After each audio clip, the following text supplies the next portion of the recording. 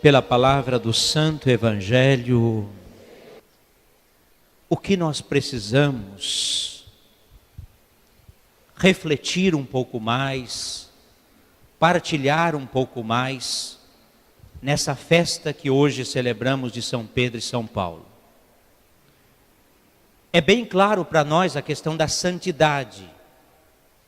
E é bem claro para nós, quando nós olhamos para esses dois grandes santos, talvez numa imagem, ou colocados num pedestal, admiramos, mas não percorremos o caminho que eles fizeram para se chegar ali.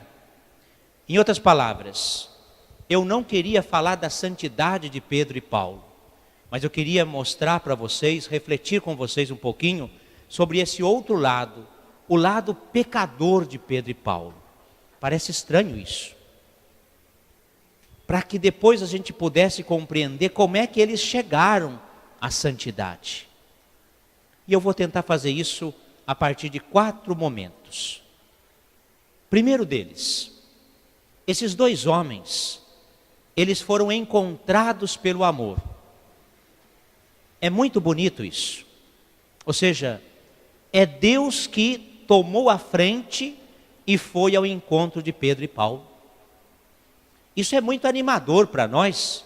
Isso quebra também dentro de nós algumas coisas que a gente pensa que a gente é santo porque a gente reza muito ou se esforça para ser melhor que os outros. Não. A santidade é dom, é graça. E Deus, Ele se adianta e Ele vem ao nosso encontro. Eu vou citar 2 textos, não vou nem, maneira nenhuma, ler, mas só citar, porque são 2 textos muito conhecidos. Capítulo 5 do Evangelho de São Lucas, pesca milagrosa. Um texto muito conhecido. Jesus está ali na beira do mar, de repente tem 2 barcas, e ele escolhe subir na barca de Pedro, para fazer o quê? Para anunciar, para pregar, para falar. Entendam esse gesto de Jesus de entrar na barca de Pedro para dizer: estou entrando na tua vida. Pedro, permita que eu entre na tua vida. Permita que eu faça, em outras palavras, para entender, uso da sua vida. Eu preciso de você. Ele entra na vida de Pedro dessa forma. Ou seja, ele vai ao encontro de Pedro. Os textos bíblicos que falam de Pedro não apresentam um Pedro santinho, um Pedro certinho. Pelo contrário, cabeça dura, pecador, nega Jesus, comete muitos erros na sua vida. Mas uma coisa interessante é que Jesus não desiste de Pedro, como ele também não desiste de nós. Depois, para falar de Paulo, Atos dos Apóstolos, capítulo 9. Acho que todo mundo conhece o texto que fala da conversão de Paulo. É muito bonito porque Paulo, quando ele recebe as cartas de Damasco para perseguir os cristãos, é bem claro os textos que diz assim: é para perseguir os cristãos. Não se tinha nem a mentalidade de que ele estava perseguindo Cristo, mas os cristãos. No capítulo 9, versículo 3, Jesus aparece para Pedro e vai dizer: por que me persegues? E é interessantíssimo. Pedro não está perseguindo a Cristo, está perseguindo a comunidade. Mas ao perseguir a comunidade, é Cristo que se adianta e vai ao encontro de Paulo. Faz com que Paulo possa fazer uma experiência dele. E aqui de 2 modos interessantíssimos. Pedro conheceu fisicamente Jesus. Paulo apenas experimentou o ressuscitado. Ainda mais próximos de nós. Ele deve ter ouvido falar, mas ele não conheceu fisicamente Jesus. Ele experimentou o ressuscitado. Eu não sei se vocês conseguiriam fazer isso, mas acho que dá. Pense que num determinado momento da sua vida, cada um com experiências completamente diferentes, Deus foi ao seu encontro. Não foi você que foi ao encontro de Deus. É Deus que foi ao seu encontro. Lá ele fez alguma coisa na sua vida para que você depois quisesse segui-lo. Pense um pouquinho, que coisa bonita. Às vezes como criança, jovem, adulto, às vezes até mais velho, não interessa o tempo. Interessa que Jesus, ou Deus, Ele foi ao seu encontro. Ele entrou na sua vida. Ele quis se revelar a você. Ele quis se mostrar a você. E Ele quis que você caminhasse com Ele. Não esperava que você fosse santo da noite para o dia, como não somos. Ele esperava que simplesmente você caminhasse com Ele. Segunda coisa que eu queria partilhar com vocês. Esses homens experimentaram o amor. Eles encontraram o amor que é Deus, ou melhor, eles foram encontrados pelo amor que é Deus, e depois esses homens experimentaram o amor. Como é que eles experimentaram esse amor de Deus? Eles experimentaram através da conversão. Voltando no texto de Lucas, Jesus que entra na barca de Pedro, propõe uma pescaria diferente, eles vão lá, pesca. Não sei se vocês se lembram o que Pedro vira para Jesus e fala: afasta-te de mim, porque sou um pecador.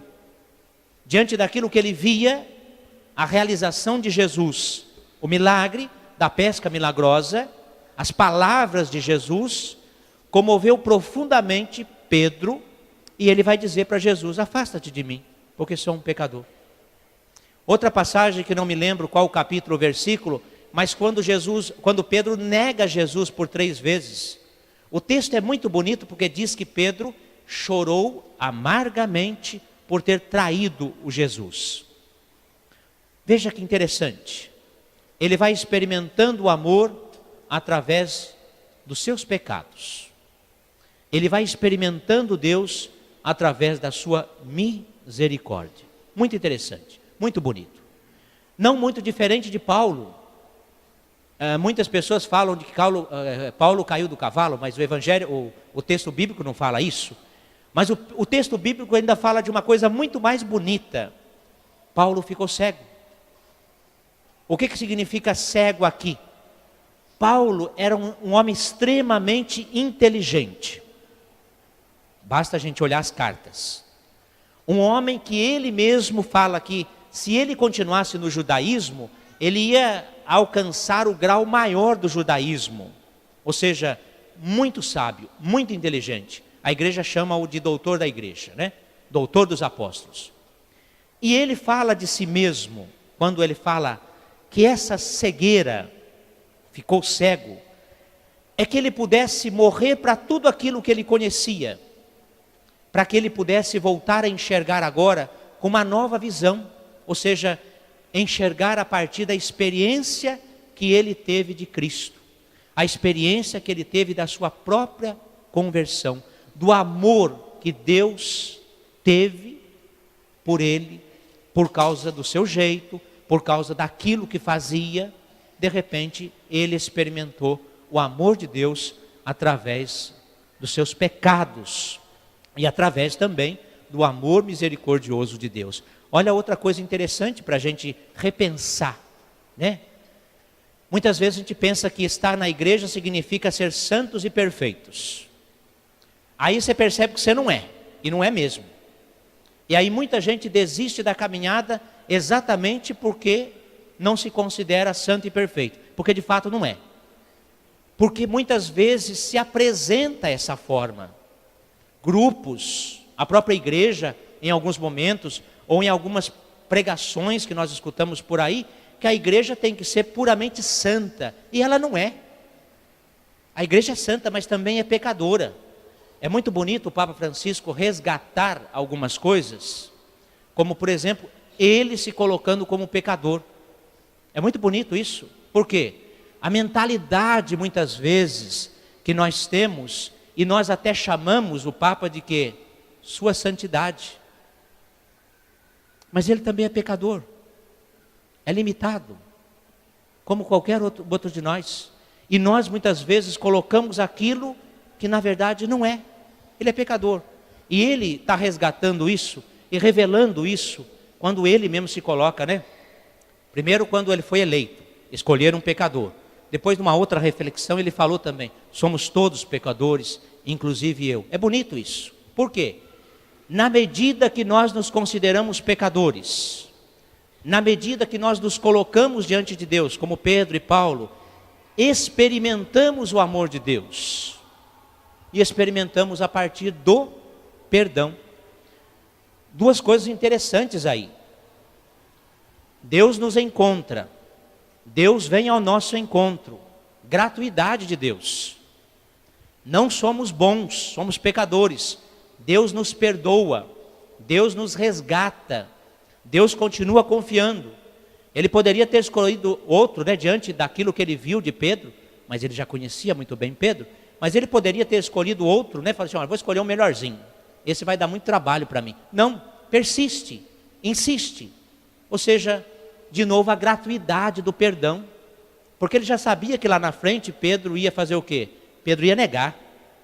Mas lá na frente, perto da cruz, ele sabia que Pedro não estaria com ele. Ele poderia ter escolhido João, parece mais próximo, parece mais afetivo, parece mais alguém que buscava mais. Não, é esse que eu quero e pronto, acabou. Da mesma forma, Paulo extremamente, usando a expressão mais simples para a gente entender, cabeça dura, difícil de convivência. Como é que eu posso dizer isso? Em uma das suas cartas, ele vai dizer assim, olha, fiquei quase sozinho, apenas Lucas não me abandonou. Ele fala isso, apenas Lucas não me abandonou. Alguém assim, de temperamento forte, difícil de convivência, mas cheio de convicção. Ou seja, dois homens pecadores que experimentaram o amor de Deus, experimentaram a santidade. E ainda mais duas coisinhas, agora mais breve. Eles viveram o amor. Eles experimentaram a gratuidade do amor, mas eles viveram o amor. E eles viveram o amor na missão. Pedro, depois de uma experiência mais profunda do Cristo ressuscitado, ele dá tudo de si. Ele se entrega inteiramente. Paulo a mesma coisa. Não sou eu que vivo, é Cristo que vive em mim. Ou seja, eles começam agora a viver de uma forma completamente diferente. Aquela oportunidade, vamos dizer, que Deus deu para os dois, eles foram experimentando, amadurecendo, para chegar num último momento, vamos dizer assim, morrer no amor e morrer pelo amor, martirizados. Veja que caminho bonito que esses dois homens fizeram. Por isso que eu fiz aquela proposta para vocês, da gente não ficar olhando muito Pedro e Paulo no pedestal, já santos, mas olhar muito mais para o caminho que eles percorreram, um caminho de santidade. É o caminho que nós percorremos, não é outro não. É o caminho que Deus escolheu para você, para mim, seja como padre, leigo, leiga, seja como casado ou solteiro, é o caminho, Ele entra na nossa vida, vai nos perdoando, vai nos moldando e vai fazendo com que a gente continue a nossa caminhada. Uma coisa é certa, Deus não desiste de nós. Se a gente até quiser desistir dele, nós somos livres para isso. Mas ele não desiste de nós. Não desistiu de Pedro, não desistiu de Paulo. Eles deram uma contribuição muito, muito grande para a igreja. Nós também podemos. Principalmente se nós não desistirmos de Deus. Louvado seja